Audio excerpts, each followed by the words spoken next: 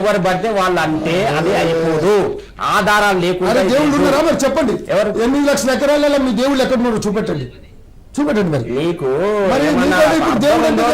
అవి చెప్పాను, అవి మజీదులయ్యా, అవి కబ్రస్థాన్లు అంటే శ్మశాన వాటికలు. ఎన్ని ఎకరాలు మల్కాజ్గిరి మొత్తం శ్మశానమా? 350 ఎకరాలు మల్కాజ్గిరి మొత్తం శ్మశానమేనా మీది? ఏది 350 ఎకరాలు గుట్ట మీద దర్గా ఉంది, దానికి దానిపైన దర్గా తెలియదా నీకు? మొదలు దర్గా ఇప్పుడు రైట్ అండి, రైట్. నువ్వు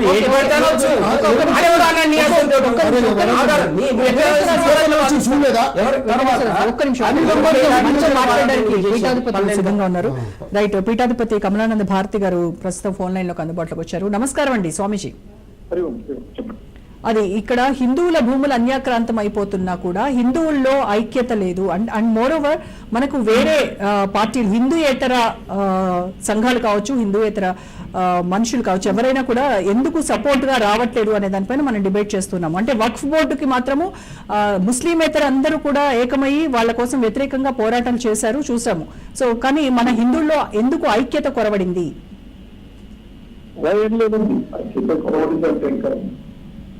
దానికి ఉద్యమం చేయడం, ఆందోళన చేయడం సమాధానం కాదు.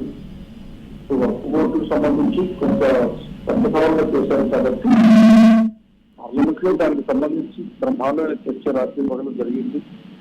ఈ పార్టీ పాల్గొన్నది ఒక సమాధానం తీసుకొని దాన్ని చర్చ చేశారు, అయిపోయింది.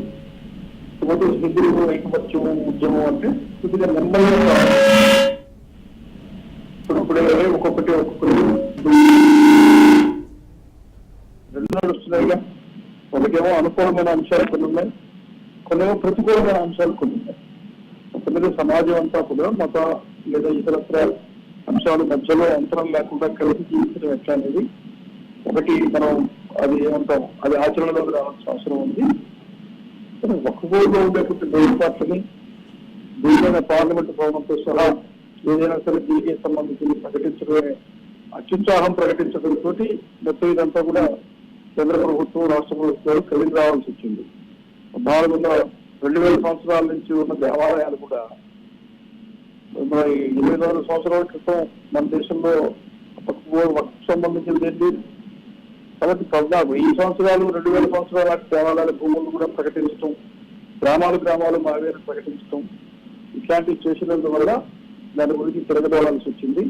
దానికి సమాధానం వచ్చింది. దాన్ని నెమ్మదిగా అర్థం చేసుకుని ఆ సామాజిక వర్గానికి సంబంధించినటువంటి వాళ్ళకి దాని ద్వారా ఏ రకంగా మేలు చేయవచ్చు అనేది ఆలోచించి అలా చేసుకోవటం అనేది మంచిది.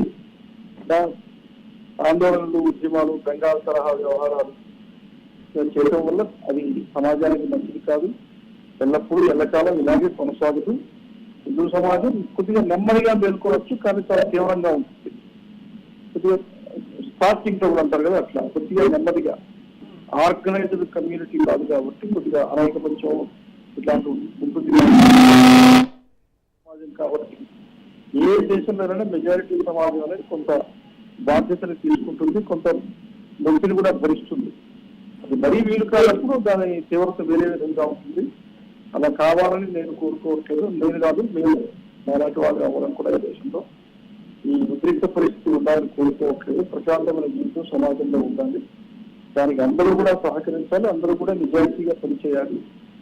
సాధుకోదన్నప్పుడు హిందూ సమాజంలో వచ్చేటువంటి ఆ తీవ్రతను కూడా భరించడానికి ఉండాలని నా అభిప్రాయం. అయితే వక్ఫ్ బోర్డులో జరుగుతున్నటువంటి అక్రమాలు, ఆ ఆస్తులకు సంబంధించినటువంటి జరుగుతున్న అవినీతి అక్రమాలు, వీటన్నింటికీ అడ్డుకట్ట వేయడానికి ఈ వక్ఫ్ బోర్డులో సవరణలు చేస్తున్నామని కేంద్ర ప్రభుత్వం దీన్ని చట్టంగా చేసినటువంటి పరిస్థితి. అయితే కొన్ని హిందూ సంఘాలు క్లెయిమ్ చేస్తున్నవి ఏంటంటే, ఈ రకంగా కనుక మనము నియంత్రణ లేకుండా ఈ రకంగా చేస్తే ఖచ్చితంగా ఇవి వేరే రకంగా వెళ్ళేటువంటి అవకాశాలు ఉన్నాయి. అంటే ప్రతిదీ కూడా పార్లమెంట్ భవనంతో సహా ఇది వక్ఫ్ భూమి కిందకే వస్తుంది అనేటువంటి ప్రమాదం కూడా లేకపోలేదు అనేది కొన్ని హిందూ సంఘాలు వాదిస్తున్నటువంటి పరిస్థితి. ఉండబట్టేదంతా మొత్తం కేవలము ప్రజా సమస్యగా కాకుండా మొత్తం ప్రభుత్వానికి ఏకమైతే కూర్చున్నాయి కాబట్టి తిరగదోడాల్సి వచ్చింది. ఇప్పుడు వాళ్ళ మత సంబంధితమైనటువంటి ఇంటర్నెట్స్ అంటే వాళ్ళకి సంబంధించిన బహుమతులు కావచ్చు, ఎవరైనా ఇచ్చినటువంటి దాన ధర్మాలు కావచ్చు, వాటి గురించి ఎవరిస్తారు? దేనైనా ఇప్పుడు దాంట్లో ఉన్నటువంటి ఒక సెక్షన్ ప్రకారం 40, 41 నిబంధన దేనైనా ఒకసారి